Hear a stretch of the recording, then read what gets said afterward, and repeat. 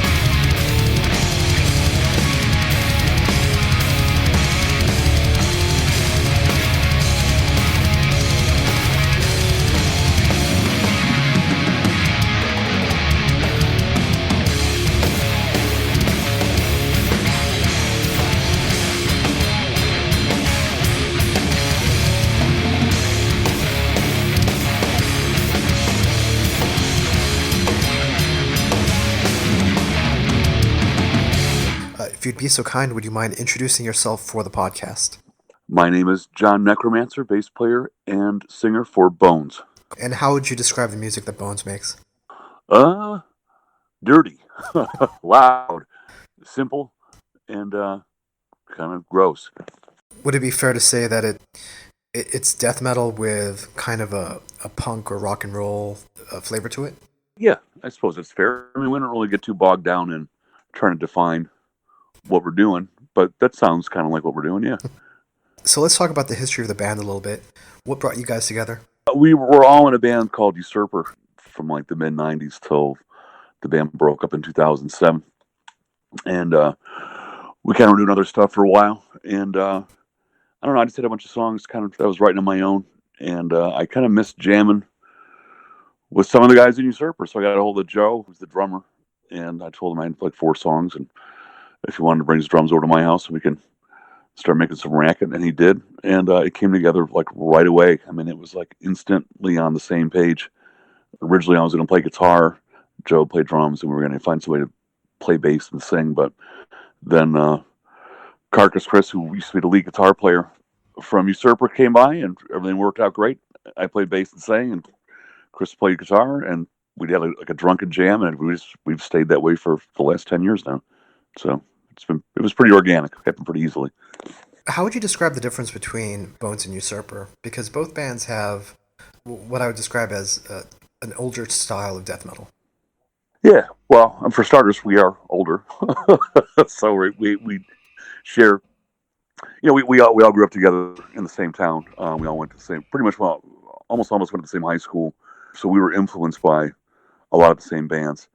But in Usurper, Rick Scythe, the rhythm guitar player, he wrote like 99% of all the music and a fair amount of the lyrics. So Usurper was kind of Rick's, and still to this day, from what I understand, is pretty much like the prime mover behind Usurper. With Bones, it kind of gave the other 3 of us an opportunity to do just whatever we wanted to do. With Bones, it's more of a collaboration, you know. So like if we have a couple riffs and Chris will put his stink on it and Joe put his stink on it and everything, you know, we arrange it together. We argue about it and shoot down ideas, and we all contribute different ideas and all that kind of stuff. So in that regard, it's a different approach to songwriting altogether, where Usurper was pretty much Rick would give us a tape and just kind of tell us, you know, how the songs went. So stylistically, it's the 3 of us can bring something to the table, where in Usurper, it's kind of one person brought everything to the table, if that makes any sense. This collaborative process that you're describing, to what extent are you guys writing together in the band room, and to what extent are you writing individually? Like, do you guys jam out songs, or? Yeah, I mean, it kind of varies, you know. I mean, often, you know, so Chris and I both play. I play bass, but I play guitar also, like at home. So, you know, I'll write a riff or a couple riffs, and Chris will do the same. Where, you know, we'll each have a couple of, you know, maybe 2 riffs that go together well, but no other context, or no, you know, like we just need help.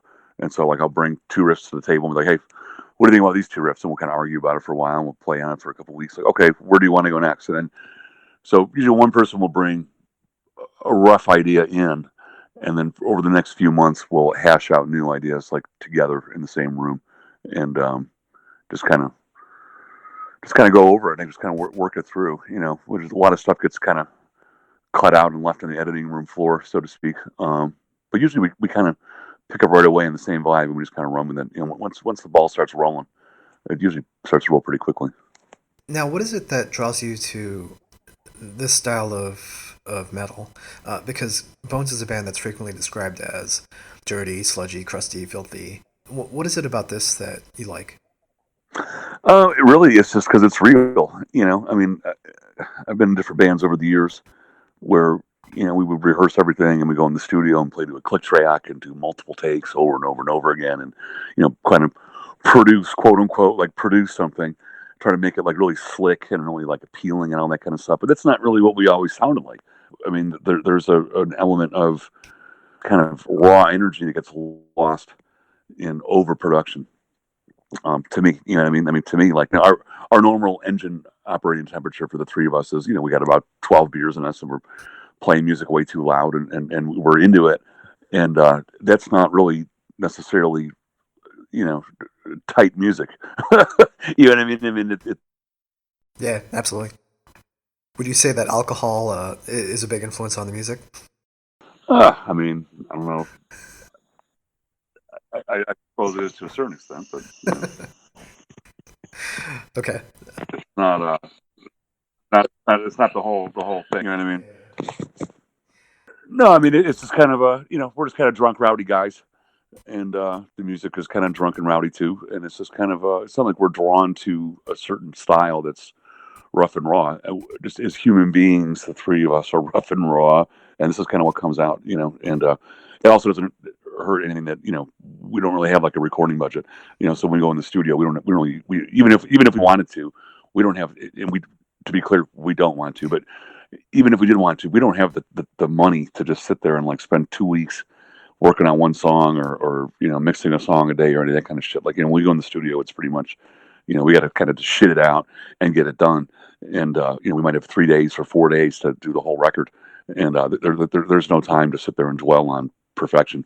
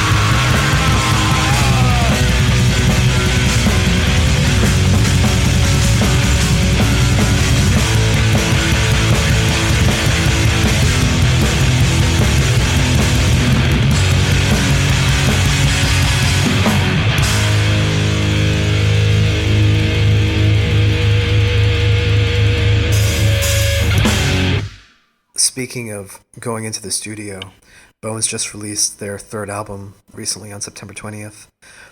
Tell me about how this came together. We did the album before with Sons of Sleep side with it, and we had enough songs, and we actually we recorded it 2.5 years ago, but our old record label, Planet Metal Records, went under. They kind of retired or went on semi-permanent hiatus. Is probably a better way to put it. And so it took us a while to find a new record label that we wanted to work with, and also wanted to work with us, the two not being mutually exclusive naturally. To get it out, we hooked up with Transcending Obscurity about a year ago, but it took them almost a year to get it to have a spot in their schedule for us to be released, vomited forth onto the populace, so to speak. And but it came together like again pretty naturally. We just wrote songs in the rehearsal room, just got it together. We got some money together, went in the studio, recorded it, and it took 2.5 years from when we recorded it till now when it's finally out. Where was it recorded? In Chicago. We're all from Chicago, or just outside Chicago. But there's a studio called Electrical Audio. It's run by a guy named Steve Albini, who's actually a kind of a semi-famous producer of his own right. He did some like Iggy Pop, Nirvana, that kind of stuff. We didn't use him. We just used his studio. And we just used a local. They had this guy, John Sampala, was the engineer kind of slash co-producer, and he was just kind of like a house guy that we used because we could afford him. It's kind of one of those classic Bones kinds of things. We're like, we want to charge to a record recorded in 4 days. We don't have much of a budget, and we go to like the super swanky, Steve Albini studio. You know what I mean? It's like, pay all this dough. We could have went to someone's bedroom probably and done something similar, but they got a great big drum room and everything sounds cool there. And we did the other 2 records there also, and it's just it's an environment that for us just motivates us to put our nose to the grindstone and just get it done. Now, how would you compare this new album, Disease, to your previous album, Sons of Sleaze? It's a little bit more focused in a way. I mean, Sons of Sleaze was really raw, so our first album was we record everything live typically, like not really any overdubs. And on this album we added a second guitar track, so that was like strangely that was like a really big deal for us, was to like, do we do 2 guitar tracks or just keep it to 1? I'm a purist, I wanted to keep it to 1. But our guitar player Chris wanted 2, and so we tried it. So it's got a little bit more of a fuller sound. It's still rough, it's still very raw. I mean, because we didn't really have any more time to do a second guitar track, so we had to really work even harder and faster, which makes it less tight in some ways or doctored. But I think the songs are kind of more focused too. I mean, on this third album, we've been a band now for 10 years, but before that we were Usurper. So I've been jamming with Joe since '94 and with Chris since '99. So, but to write songs together, the 3 of us, for the last 10 years, we finally have kind of honed into what our strengths and weaknesses are, and just kind of how to naturally slip into what we're trying to do. There's really not much thought process behind it. We just kind of come at it organically and naturally. And so I just feel that from my end and from our end, it just sounds more focused. And there's a bit more of a groove to it, I feel like, too. I think the last Sons of Sleaze was a little bit more chaotic in its songwriting. There's a lot of like hectic noise going on, and that's what we were going for. But this time, we just kind of naturally fell into more of a groove. So there's more hooks. There's more, just kind of to me, it's easier to get into as a listener. But I guess that's not really for me to decide. But but to me, that's the difference. There is what I feel is more of a heavy metal influence, like an 80s metal Judas Priest kind of thing going on. No? Am I off base? That's interesting. No, I mean Judas Priest is an influence. It's always been, and actually, the song "Sons of Sleaze" from the last album was heavily influenced by Judas Priest. It's kind of the opening riff from the song "Heroes End," I think it is, or "Heroes Fall," whatever it is called, at the Stained Class. I kind of borrowed the riff a little bit. So actually, the last album was literally more Judas Priest influence than this one. But I mean, you mean heavy metal, like in what regard? Because heavy metal covers so much. So do you mean like lyrically or structurally or? Just in terms of the riffs, it feels very much like 80s metal was a big influence on this, like that style of riffing. For mine, it's more 70s metal. I mean, okay. We get a lot, and if we're going to touch on Judas Priest, which actually you kind of get my brain churning around a little bit now. So, we keep getting this like as a band, we keep getting this like death metal crust or crusty death metal and all this kind of stuff. And crust is an interesting genre and all that kind of stuff. And we dig it, but crust is like this whole political connotation to it and everything else. And Bones is totally non-political in any regard. But like there's like these riffs that are considered kind of like in the crust realm. But really, to me, some of them are more like a Judas Priest realm. So if you go back to like the song like I'm blanking it out now, of course, because I'm like doing an interview and I can't remember what the fuck I'm talking about. But there's on Stained Class is the first song on side 2, and it's just got this great riff, and it's in the same register as Saints in Hell is the song, and it's got the same kind of and it's got like this opening kind of thing, and it's like playing up in the same chords and the same notes that later Crust will kind of come out of. If you listen to them side by side, you might not hear it, but if you look at it on a guitar neck, it kind of makes more sense. So that was solid 70s era Judas Priest. So I mean, to me, it's a lot more of that. You know what I mean? A lot of Sabbath in there. There's some punk rock. My end of it is more of a punk element. So there's more of like Dead Boys influence, kind of in a way, or Johnny Thunders on a harp Breakers kind of sneaks in there, and that's all 70s kind of stuff. But it's also that 70s stuff that informed what happened in the 80s, right? So it all kind of melds together, if that makes any sense.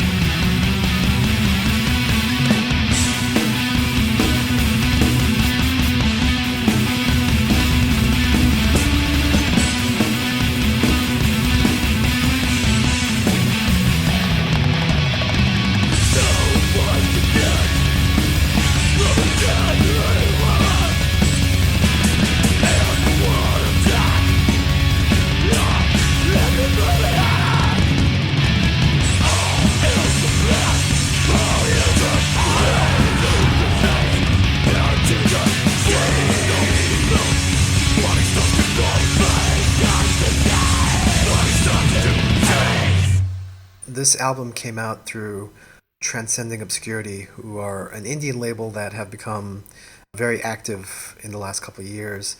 How did you end up getting signed to them?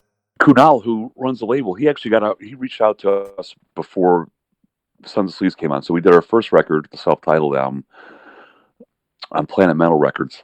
And then it was right around when we were about to record Sons of Sleaze. And he reached out and wanted to know if we were going to record a new record and if we were looking for a new record label. And if we were, would we be interested in working with him? And at that, this is 2000, probably 13 or something.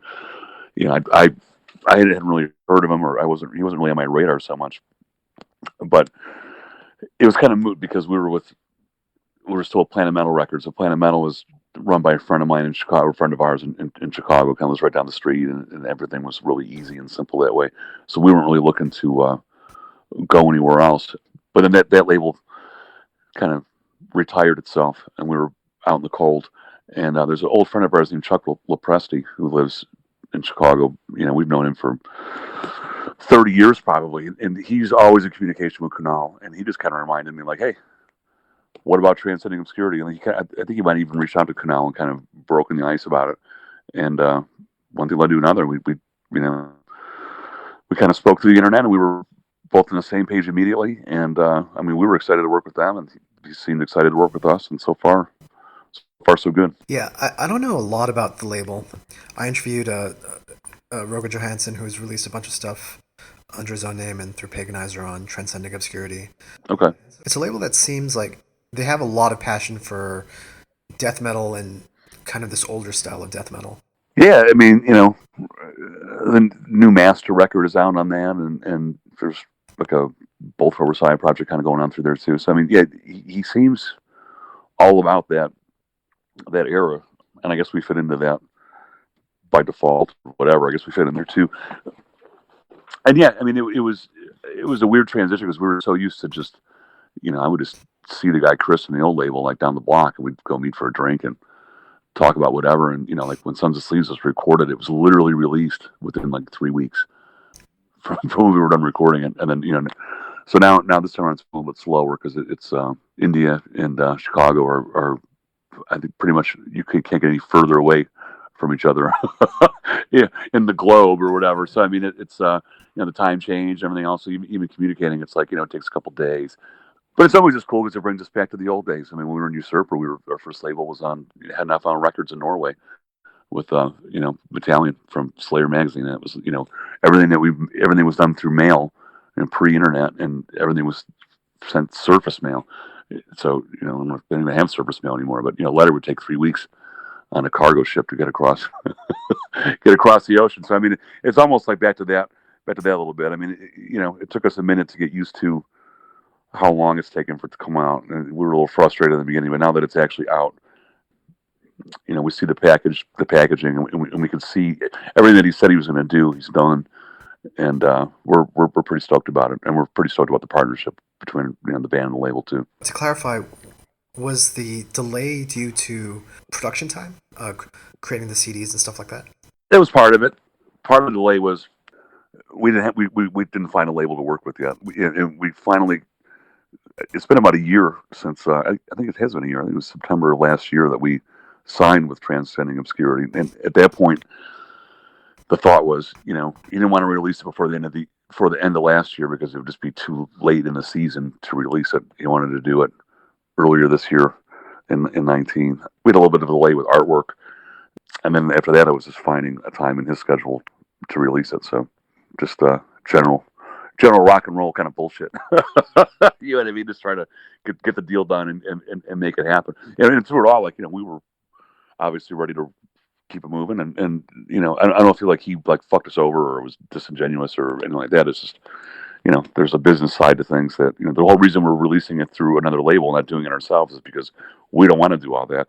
If we were to press it ourselves and do all that ourselves, it would take way longer than how long it took him to get it out. So, that's just kind of the reality of doing business. Now, when you were with Usurper, you were signed to Earache, so you've kind of run the gamut from, guys like Metallion, who are really literally working out of their bedrooms, to some bigger record companies. What is it that you look for in a label? What's the most important thing to you? Just honesty, really. I mean, so for an underground band, the most money, it's to really cut right to the chase, right? I mean, nothing really. This is all a business, and it's for someone to make money, right? No one's going to invest in you if they don't feel they're going to make any kind of a return. As a band, in any band that I've been in, we've never really made any money. The only kind of recording contract, royalty check that I've ever gotten was from Head Not Found Records in 96 or 97 from the second pressing of our first album that they put out. And so for the last 22 years, I haven't got it. Any band I've been in, there was no money from a label. So you don't do it for the money, right? There's no, if you think you're going to sign a record deal and make a bunch of money, and you're going to be like the next Guns N' Roses or some bullshit like that. You're living in a drug related environment because that's not happening. That's not reality. So really it's just ease of business. It's just about being honest. It's about just being forthright. Even if there's an issue or a problem, that we just bring it all to the table and everybody just works together.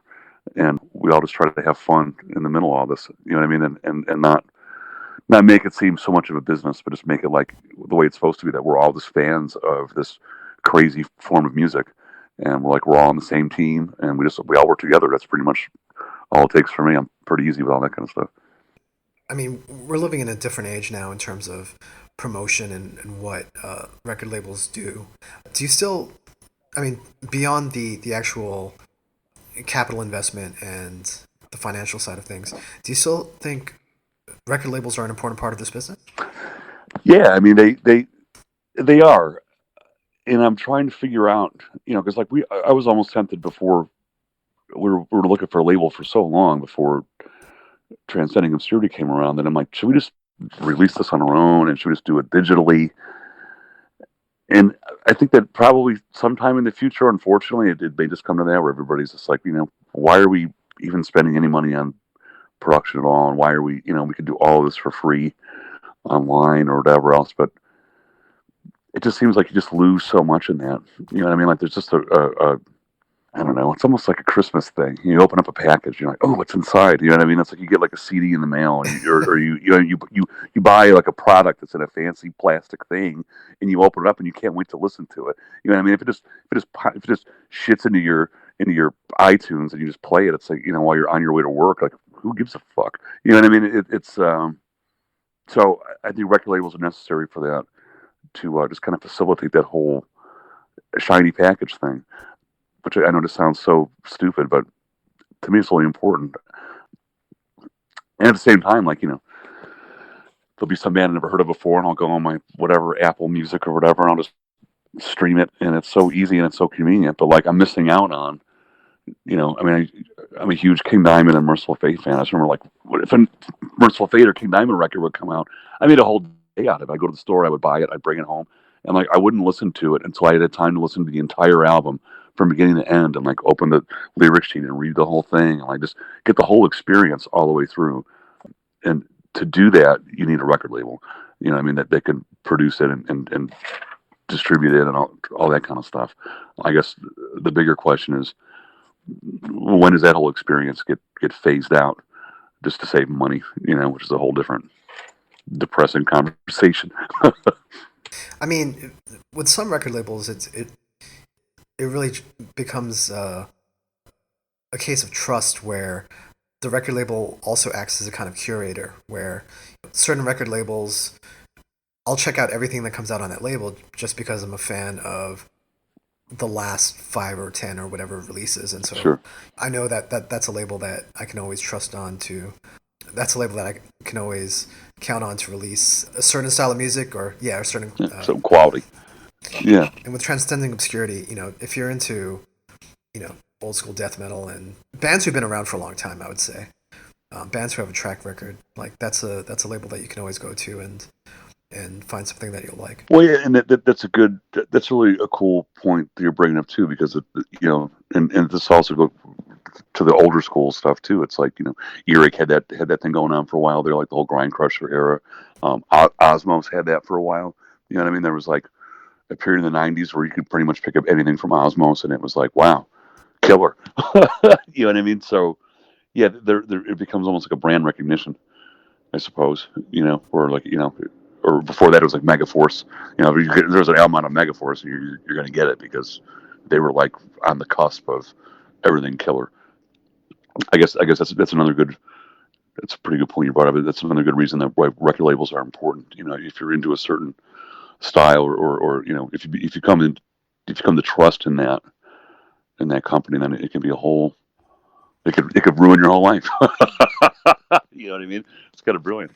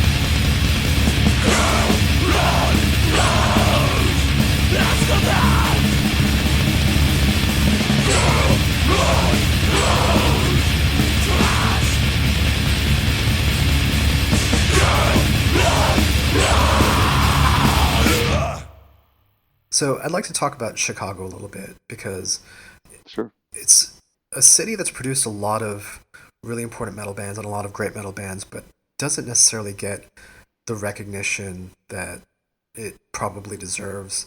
Maybe because there's no sound associated with the city.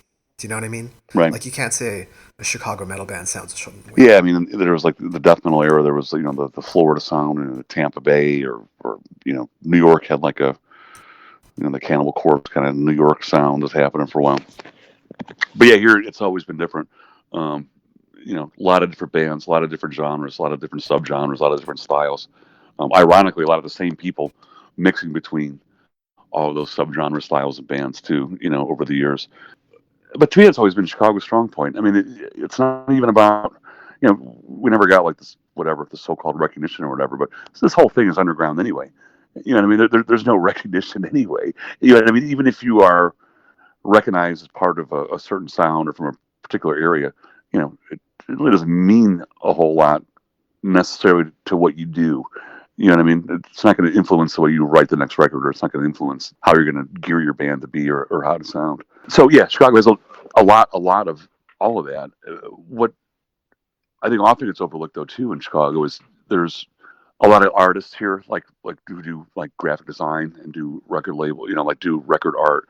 There are record labels that are based from here. There's a lot of great studios from here, and there are a lot of good promoters here that'll bring people from out of town. I mean, I went actually last night. I went and saw Metal Lucifer at like in a brand new little bar upstairs from like an old Mexican restaurant in the south side of Chicago.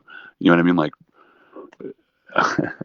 this is one of those, from this guy Stan Cozen, and it brings people around or whatever else, and he worked with a whole group of people. We've always been lucky to have promoters that would fly bands in from South America or from Asia or from wherever, Europe, maybe not to be on tour necessarily, but they would just lose money and have them come in, and it would expose all of us to like a different sound, a different way of playing live, like a whole thing. And I think that's really important. So I mean, I'm a huge fan of the Chicago metal scene. I mean, because it's so different and because it's so not associated with any one sound or any one kind of thing. I think that's kind of why it's lasted for as long as it has too. It hasn't like fizzled out the way some other scenes have. I don't know. Yeah, and a lot of those scenes. I mean, part of the reason why all those bands sounded alike is because they were all using the same studio. Right. You know what Yeah, I mean? like Like if it was Stockholm or or Sunlight or there's so many different, for sure. Same producer, same like distortion pedal. You know what I mean? Everything was just associated with one band that kind of like led the charge. Everybody kind of filed in behind them. But that never really happened here in Chicago. Would you say that there's a common mentality or point of view to Chicago bands? I don't know. I mean, there's so many Chicago bands that I don't know them all, that I can't speak to all of them. You know what I mean? I mean, there's Well, within the metal scene, because I spoke to somebody who was in a band based in Kansas, and he was saying that there's a little bit of a I don't know what the right word is, like a rivalry. a little bit, yeah. So much of metal was based on scenes from the coasts, and he was coming from a place where there was no coast. It was an overlooked scene, and so Sure. that kind of drove them to be what they were. Yeah, and that's pretty interesting. I mean, Chicago. How do I like say this? I mean, so there has always historically been a little bit of a rivalry between a lot of the bands. There's also been a little bit of a middle finger to the coasts, right? Like to the big scenes. But part of what makes it a little bit different too is that a lot of the people that are involved in the metal scene in Chicago, they're not even originally from Chicago. I mean, a lot of us are for sure, but I mean, there's a strong Polish community, and they have like their own thing going on in their own kind of like heavy metal scene. You know what I mean? There's a really strong Mexican and like Latin American community, and like they just have they these people that moved here recently from South America, from Mexico or whatever, and like they have a whole different scene happening. So a lot of it isn't even necessarily like united. You know what I mean? And that's part of what makes it so diverse, is you get all these different kind of melting pot ideas, sometimes at the same gig. And So I think it might be a little bit more than that, if that makes any sense. So, before I let you go, tell me what's next for you. What do you have planned for Bones? We want to do a couple shows locally. It'd be great to do a fest or two if we could finally break through. I mean, we've been a band that's been, not really the toast of the international scene so much. We're pretty underground, which is pretty frustrating in some regards. I mean, in some regards it's perfect because we play underground music and that's what we do. We're not doing this for money. We all we're just doing this because we're into it. But at the same time, we got a lot of years logged in, so it'd be great to do like a fest or something like that, or just get a little bit of notoriety, some kind of respect. We're like the Rodney Dangerfield of of old heavy metal bands. We get no respect. But we got 5 or 6 songs written for the next record, so hopefully we'll do something next year. Get back in the studio, put out something again, and just keep doing what we do. I mean, we don't really know anything else. We got no plans on quitting. No plans on slowing down. Just gonna keep doing what we do. Just keep fucking it up. You know what I mean? The album is called Diseased. It's out now through Transcending Obscurity. People can get it through all the streaming services and through the Bandcamp page, which is bonesdeathmetal.bandcamp.com. Yep. And if people want to follow you, how can they do that? Bone Chicago on Facebook. Excellent. Is there anything else you want to say? Just thanks for the interview, man. It's great. It's great that you reached out. Thank you so much, Jon. Yeah, thank you, Adrian. I'll talk to you soon.